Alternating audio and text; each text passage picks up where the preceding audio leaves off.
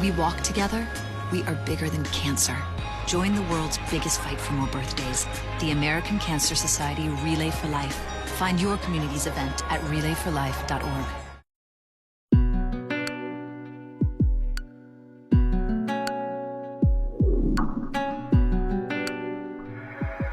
The look of fear in Tracy's eyes the night of the home invasion.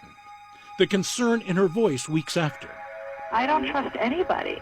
Had it all been an act? Investigators now suspected that Tracy Roberts, the woman who said she'd been attacked in her home, had staged the whole thing.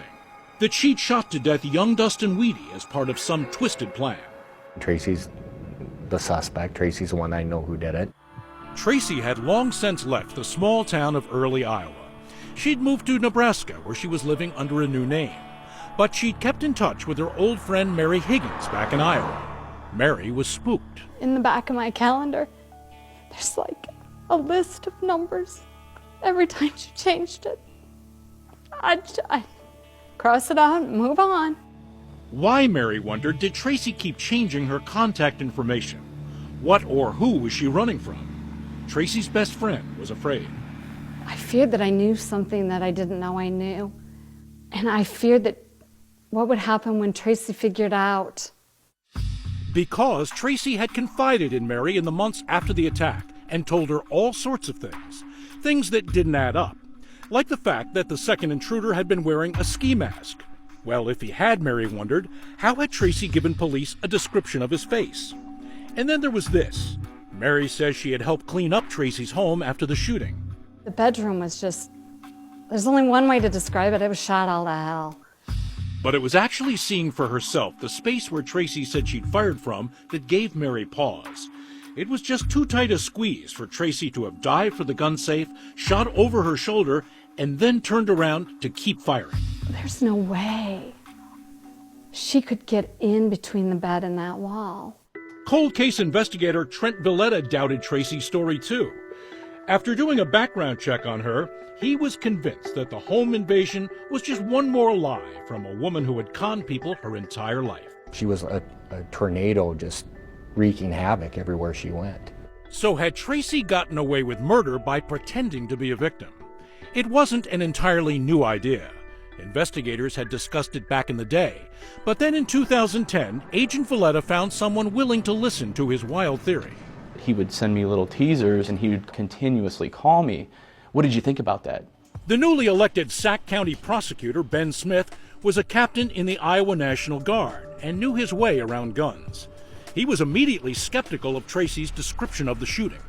You're talking somebody that has said every shot she took from that Beretta was either sitting, kneeling, with her eyes closed, with her glasses off. What's the degree of difficulty here? Probably, Army Ranger difficulty.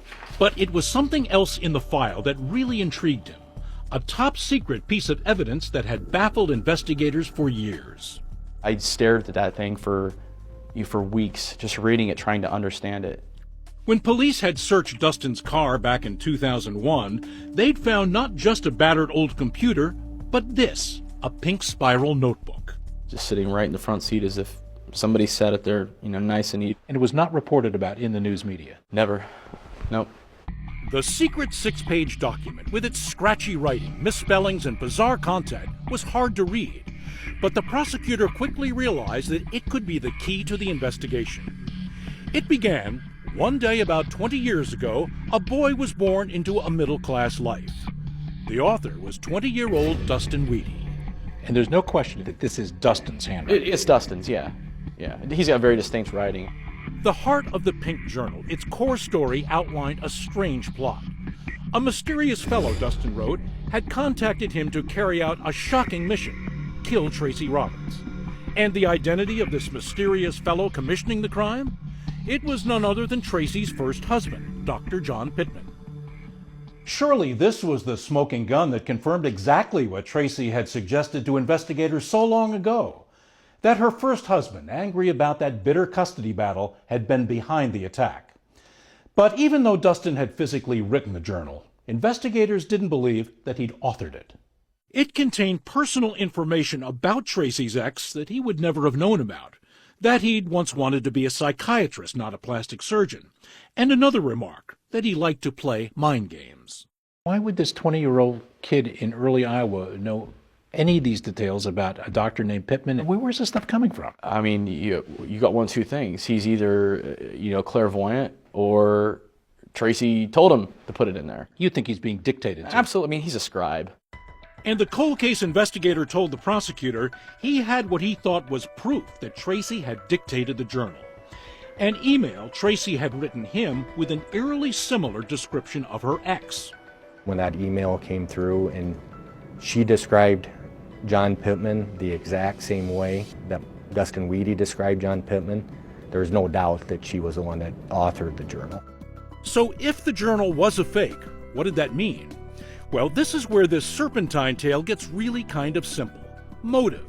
The prosecutor says Tracy staged the home invasion to frame her ex and gain the upper hand in the custody battle over Bert.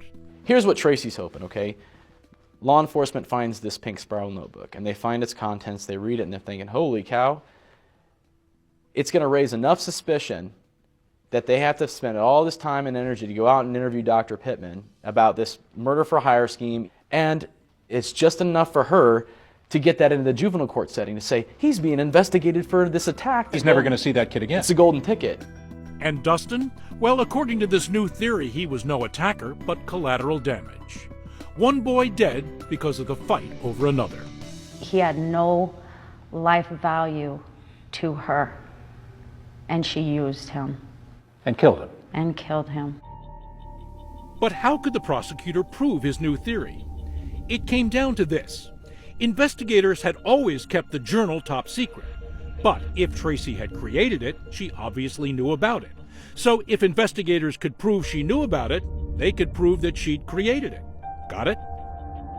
That's why the prosecutor lost it one night when he was talking to Tracy's old friend, Mary Higgins. He told her the investigation had been reopened. He said something like, there's more to this than what people know. And I said, do you mean that stupid notebook? And Ben just turned white. Should Mary Higgins have known anything about the existence of a notebook in this case? Nothing about it. And I was leaning against the wall to begin with, but I did get lightheaded because, as far as I was concerned, that was it. It was the final piece of the puzzle. The moment Tracy had slipped up and told someone she knew about the journal that was supposed to be top secret. The investigator and prosecutor wondered if they had enough for an arrest. And they worried what would happen if they didn't move soon, because Tracy, it turned out, had gotten in trouble with the authorities in Nebraska. She'd been accused of forging documents and lying about her identity. The cops had searched her apartment and found a stash of troubling material on her computer hard drive. Bizarre pornography, pictures of dead people, and lots of pictures of guns, evidence of more new identities that she was doing.